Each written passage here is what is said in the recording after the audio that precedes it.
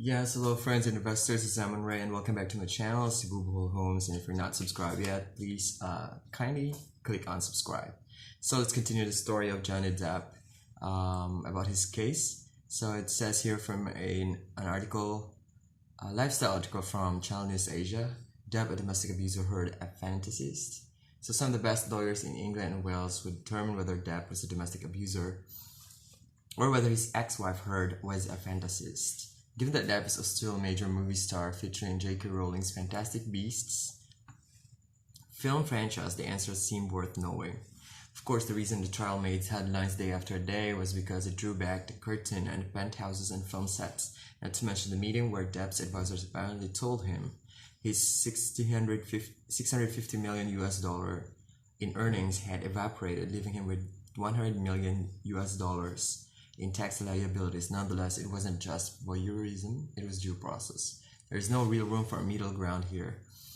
One side is plainly lying, and to an extraordinary extent, said Depp's lawyers in their opening statement. I was gripped by this trial for the same reason that some people are gripped by true crime podcasts.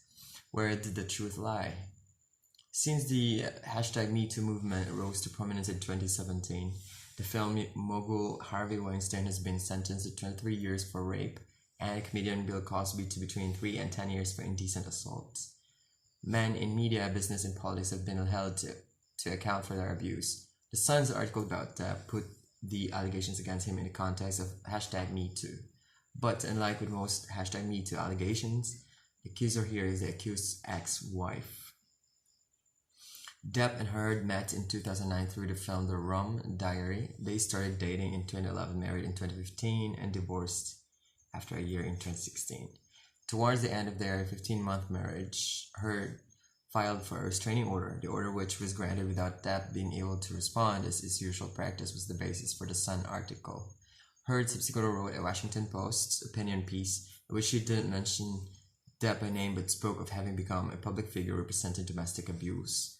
Depp sued the Sun in the UK. He's also suing Heard directly for $15 million US in Virginia, where the Washington Post is printed. This is not a typical case of abuse of power, although Heard has emphasized she was half Depp's age when they met, 23 years to 46, and that he had exalted status in Hollywood. It may have the form of a libel claim, but no journalist gave evidence. Most days it looked more like a domestic violence case. Whereas many #MeToo cases have relied on the testimony of various women to build watertight cases, Heard stood alone.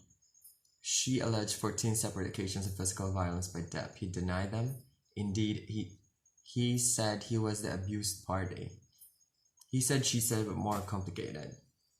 It was a he said, she said scenario, except given the ubiquity of camera phones, text messages, and celebrity entourages, it was more complicated. He said, she said setup suggests that one side is telling the truth and the other isn't. In reality, both Depp and Heard sat in a wooden witness box, their Hollywood looks juxtaposed with a set of A4 ring binders, and their accounts were severely tested under cross-examination. In his 5 days of testimony, Depp depicted himself as Southern gentleman, only to be confronted by gruesome text messages, including one in which she had joked to a friend, "Let's burn Amber." He struggled to remember details of a flight in which he was alleged to have passed out, a relevant point given Heard alleges that his blackouts are part of the reason he doesn't recall being abusive. He changed his account to accept that he may have headbutted Heard, albeit as a collision while fending her off. Here's a photo here. Actor Johnny Depp leaves the High Court in London, Britain, July 24, 2020. Heard meanwhile claimed to have only hit Depp in self-defense, but one of her own recordings caught her saying, "I did start a physical fight." Heard told the court that one of Depp's attacks had caused tons of damage to their penthouse, but her account was contradicted by two police officers who said they saw nothing of the sort when called to the scene. To believe that Depp is not a wife-beater, you have to think that Heard fabricated allegations over a number of years. You would need to explain the cuts that some witness once noticed on Heard's arms, and Depp's reference on another occasion to a fight on a train which was physical. To believe Heard's account, you have to tell her claim of 2 black eyes and broken nose, following one of the worst and most violent nights of their relationship, with one stylist's testimony that there was no bruising and a makeup artist's account that there was minimal discoloration. And a cutlet. You would need to explain why a nurse didn't find damage to her scalp after her claimed Depp had pulled out clumps of her hair. One shortcut might be to trust Depp on the basis that he wouldn't have brought the case unless he was sure of himself. But historically, suing for libel is not a fail-safe indicator that you're telling the truth. In 1895, Oscar Wilde sued Marquess of Queensberry over the allegation that he solicited other men. His case collapsed, he was jailed for gross indecency, and he died in exile soon after. In 1995, the former Conservative Junior Defense Minister Jonathan Aitken sued The Guardian for alleging he'd accepted hospitality from the Saudi royal family. His case also collapsed, and he was jailed for perjury. Repercussions for #MeToo. Celebrity fandom offers a simple way out. You believe his account or hers. Watching the trial, I wondered if there might be a middle ground after all, where both parties might have lost control in the course of a stormy relationship. Would that be enough to call Depp a wife beater or Heard a fantasist? Domestic violence campaigners have an ambivalent relationship with the legal system. On the one hand, they want abusers to be brought to justice. On the other, they are historically skeptical that courts can deliver it. Heard could claim a double disadvantage. First, an alleged victim of domestic abuse, an offense for which evidence is often hard, and second, her claims subject to a libel suit in London, occasionally known as the defamation capital of the world. She also had no control over the way the Sun put its case, meaning that she could not insist they call an expert witness in domestic violence, for example. I did not file this lawsuit, and despite insignificance, I would have preferred not to have been in court, she said at the end of the trial. She spoke of the pain of reliving the worst moments of her relationship with Depp. And yes, there's a file photo here, the two of them.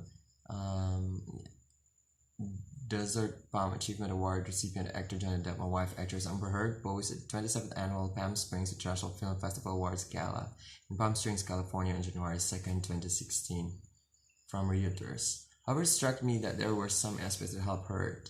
The fact that Depp sued the Sun meant her case was put by someone with deep pockets.